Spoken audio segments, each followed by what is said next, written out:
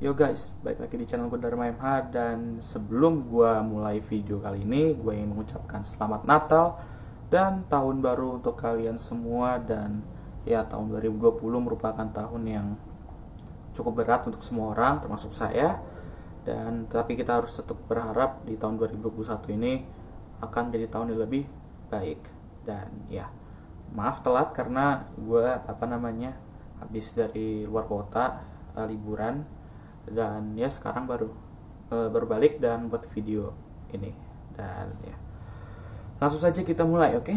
Dan ya, di video kali ini gue ingin bahas tentang berita Sergio Perez ke Red Bull menggantikan Alexander Albon untuk F1 tahun 2021 ini. Nah, sebelumnya berita ini sudah sekitar beberapa minggu yang lalu, atau bahkan udah hampir sebulan yang lalu ya kalau nggak salah, atau enggak maksudnya beberapa minggu yang lalu.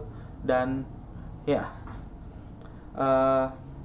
ada beberapa hal yang membuat gua yakin kalau ini pilihan yang terbaik yang dilakukan oleh Red Bull. Tetapi juga ada beberapa hal yang bikin gua mikir kalau pilihan ini bukan pilihan yang terbaik. Jadi sebelum kita jawab apakah, kalau menurut gue ya, apakah menurut gue Sergio Perez merupakan opini yang terbaik, merupakan option yang terbaik untuk Red Bull, mari kita bahas sedikit perbandingan ya dari Alex Albon dan Sergio Perez di tahun ini. Oke. Jadi sebelumnya Alex Albon, jika kita melihat dari statistik musim ini, memang cukup underperforming banget dibandingkan dengan Max Verstappen.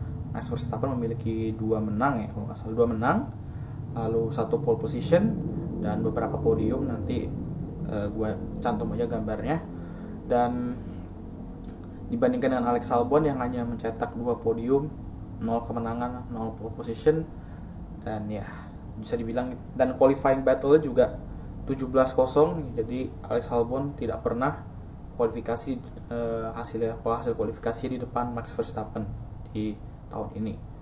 Dan bahkan kayak dari semenjak dia pindah ke Red Bull di pertengahan 2019 juga dia nggak pernah kualifikasi di depan Verstappen kayaknya. Jadi itu cukup statistik yang bikin mind blowing banget. Dan ya, itu yang mungkin mengapa banyak orang suka bilang kayaknya Albon ini pantas dipecat dari Red Bull. Dan jika kita bandingkan dengan Perez di tahun ini yang benar-benar memiliki mobil yang berbeda dengan Red Bull dan tim yang beda tentunya, Racing Point tahun ini membuat kemajuannya pesat, hampir saja finish di posisi ketiga di klasemen. Jika mereka sedikit lebih beruntung lagi, kata gue, mungkin mereka pasti dapat posisi ketiga tersebut.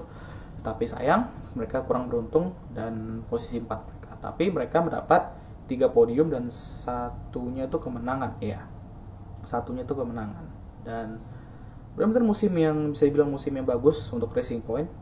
Dan walaupun itu tadi ketidakberuntungan seperti poin mereka dihapus 15 kalau nggak salah kan ya. 15 poin mereka dihapus.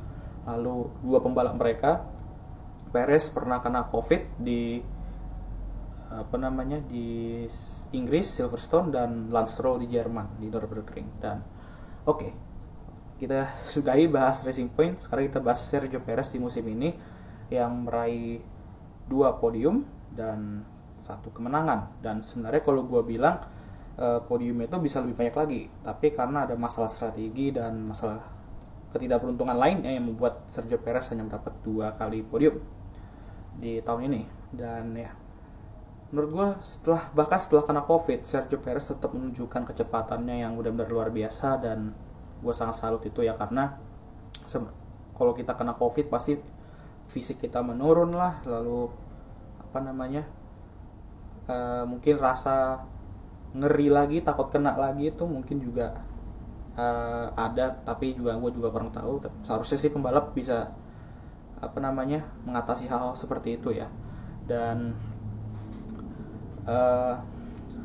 kalau kita lihat statistik melawan rekan tim Lance Stroll memang cukup unggul ya, walaupun di awal-awal sepertinya Perez kayak kurang diungguli oleh Lance Stroll. Sejak musim terus berjalan, Lance Stroll mulai menurun, menunjukkan inkonsistensi, dan Sergio Perez menunjukkan konsistensi. Nah, ini juga masalahnya di Albon juga kalau menurut gue kurang konsisten juga.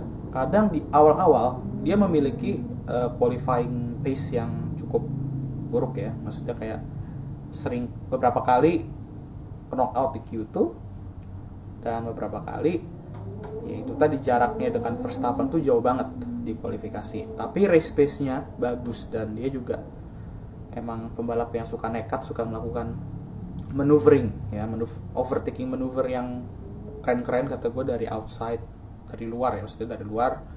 Dan ya itu di awal, tapi semenjak musim terus berjalan, si Alex Albon emang sudah meningkatkan qualifying pace sedikit.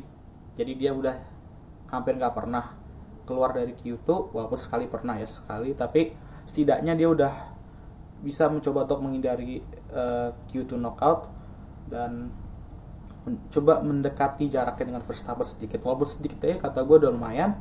Tetapi di race pace-nya yang bisa dibilang cukup anjlok ya, dan beberapa dapat podium di Mugello dengan, kalau kata gue itu sih bukan hoki ya, itu benar-benar ya mungkin ada hoki sedikit, tetapi dia menggunakan kesempatan itu, dan dia juga harus nyalip pembalap lain seperti Daniel Ricciardo, dan dia bahkan bisa hampir mencoba untuk menyalip Mercedes juga di balapan itu.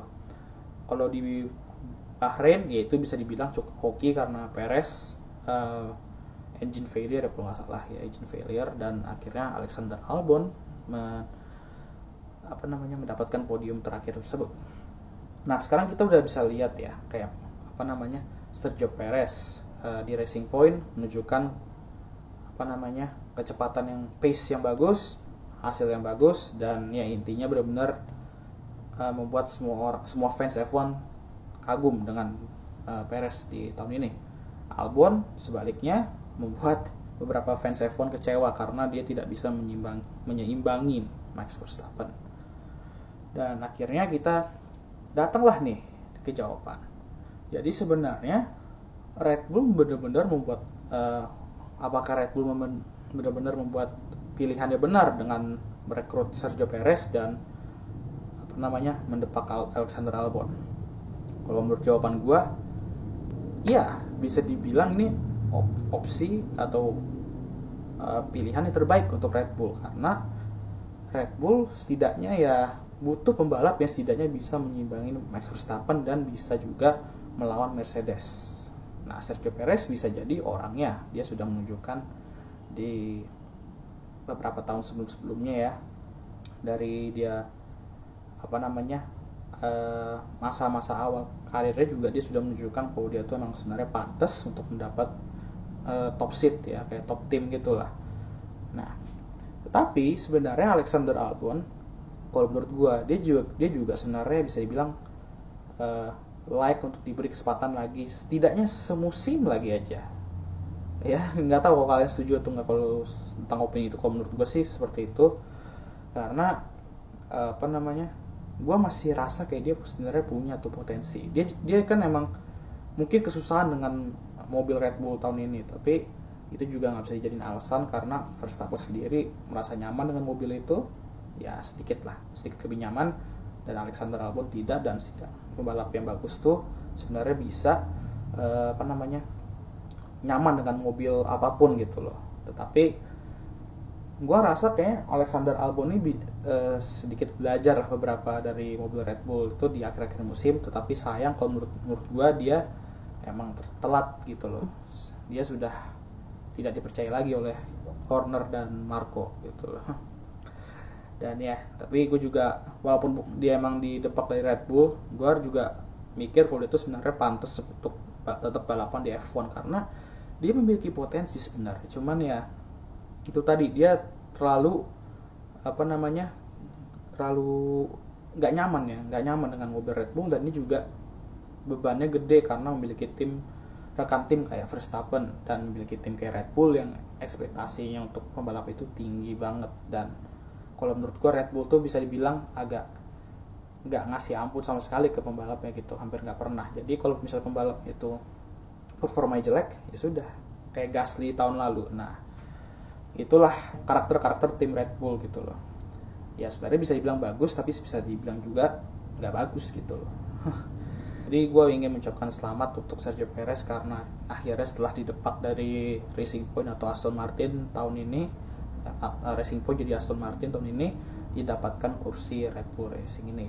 Dan gue harap si Perez bisa nyaman dengan mobil Red Bull di tahun ini dan setidaknya bisa menyimbangin Max Verstappen, mau di kualifikasi atau di balapan, dan bahkan mungkin kalau Red Bull memiliki ekspektasi yang lebih tinggi lagi bisa menyaingi Mercedes. Tapi kita semua tahu Mercedes bakal lebih ganas lagi, atau setidaknya ya bukan lebih ganas ya, setidaknya Mercedes lebih apalagi kita semua tahu Mercedes di musim ini juga bakal sama kayak musim sebelumnya di 2020, bakal menjadi tim untuk yang dikalahkan ya, tim yang ditarget untuk dikalahkan, karena regulasi mobil di 2020 setidaknya bakal sama dengan regulasi mobil 2021 ini karena COVID-19. Mungkin ada beberapa perubahan-perubahan, tetapi ya setidaknya sama lah, mobil itu tetap sama dengan tahun 2020. Dan ya, bagaimana menurut kalian? Apakah menurut kalian Sergio Perez itu pantas untuk mendapatkan Red Bull seat tersebut, kursi Red Bull tersebut? Atau kalian lebih pilih Alexander Albon untuk dikasih kesempatan lagi setidaknya semusim? Nah, silakan kalian jawab di kolom komentar, dan gue bakal seperti biasa merespek semua opini kalian, dan asalkan opini kalian itu masuk akal dan sopan, maksudnya kayak diucapkan dengan kalimat yang sopan. Oke guys, jadi segitu saja videonya. Mohon maaf banget kalau misalnya gue ada salah-salah kata, dan ya suka ya mengucapkan kata-katanya salah gitu loh, karena gue juga bisa dibilang capek banget hari ini ya, banyak kegiatan gue hari ini, dan ya besok gue udah mulai sekolah dan ya bakal menjadi lebih sibuk lagi, tetapi gue akan berusaha sebaik mungkin untuk membuat video untuk kalian semua. Oke guys, jangan lupa like video ini, subscribe channel gue, dan jangan lupa share video ini ke siapapun teman kalian, keluarga kalian, semuanya boleh ya. Dan ya, I'll see you next time.